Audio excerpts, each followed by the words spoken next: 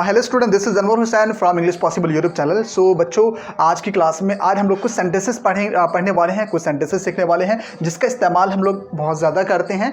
तो चलिए शुरू करते हैं। तो अगर चैनल पर पहली बार आए तो बच्चों इंग्लिश पॉसिबल को ज़रूर सब्सक्राइब करिएगा, बेल आइकन को ऑल पर प्रेस करिएगा ताकि सभी अपडेट्स आपको टाइम टू टाइम मिलता रहे। चलिए शुरू करते हैं। तो देखते हैं बच्चों क्या लिखा है। सबसे पहले हमने एक सेंटेंस लिखा है। क्या लिखा हुआ है? Don't take advantage of my silence. ठीक है, मैं आपको एक एक वर्ड का बताऊंगा, मीनिंग भी बताऊंगा कि कौन से वर्ड का मीनिंग क्या निकलेगा। सो इसको एक साथ बोल लेते हैं, don't take advantage of my silence की। अब इसका हिंदी देख लेते हैं क्या है। मेरी खामोशी का फायदा मत उठाओ। बोलते हो ना, आप भी बोलते हो, बहुत ज्यादा बोलते हो। तो इस सेंटेंस को आपको इंग्लिश में बोलने की जरूरत पड़ेगी। तो कैसे बोलोगे? So don't take advantage of my silence. ठीक है, तो एडवांटेज का मतलब होता है फायदा। आपको आई थिंक पता होगा, फायदा होता है बच्चों कि एडवांटेज यानी फायदा, साइलेंस मतलब खामोशी।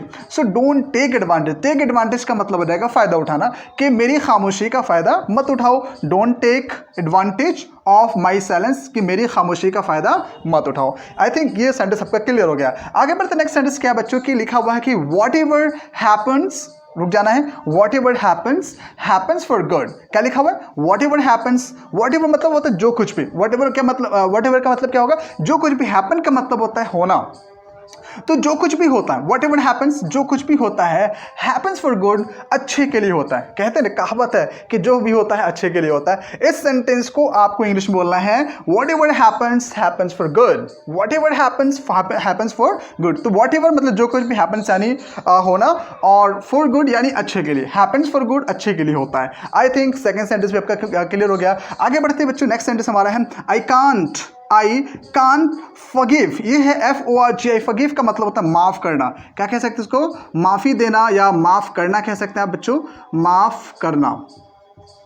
सो आई कांट फॉरगिव, मैं माफ नहीं कर सकता यू, आपको। आई कांट फॉरगिव यू, मैं आपको माफ नहीं कर सकता फॉर वॉट यू डिड, जो आपने किया। वॉट यू डिड डू की सेकंड फॉर्म होगा डिड। वॉट यू डिड, जो आपने किया। सो आई कांट फॉरगिव यू, मैं आपको माफ नहीं कर सकता फॉर वॉट यू डिड, जो आपने किया।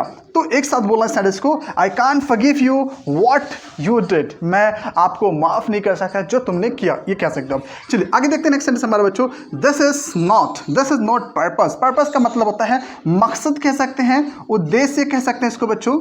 ठीक है, so this is not purpose of my life, कि दिस इज नॉट पर्पस, ये मेरा पर्पस नहीं है, ऑफ माई लाइफ, मेरी जिंदगी का। मतलब कह सकते हैं कि ये मेरी लाइफ का पर्पस नहीं है, मेरी जिंदगी का उद्देश्य नहीं है, मकसद नहीं है। ठीक है, so this is not purpose of my life. ठीक है, क्लियर हो गया। आगे देखते बच्चों, नेक्स्ट सेंटेंस हमारा है कि everything is fair in love and war. ठीक है, बहुत ईजी है, बहुत ही कॉमन है, सुना भी होगा। तो देखते इसका मीनिंग क्या होगा। Everything is fair in love and war, के प्यार में, प्यार और जंग। तो वॉर का मतलब होता है जंग होता है। क्या होता है बच्चों? वॉर का मतलब जंग। लव का मतलब तुमको पता है कि लव में और प्यार में सब ठीक होता है, सब जायज़ होता है। फेयर का मतलब होता है सही, कह सकते हो आप इसको, जायज़ कह सकते हो। So everything is fair in love and war, के प्यार और जंग में सब जायज़ होता है, ऐसा कहा जाता है। बट क्या हकीकत है ये आप बेहतर जानते हैं।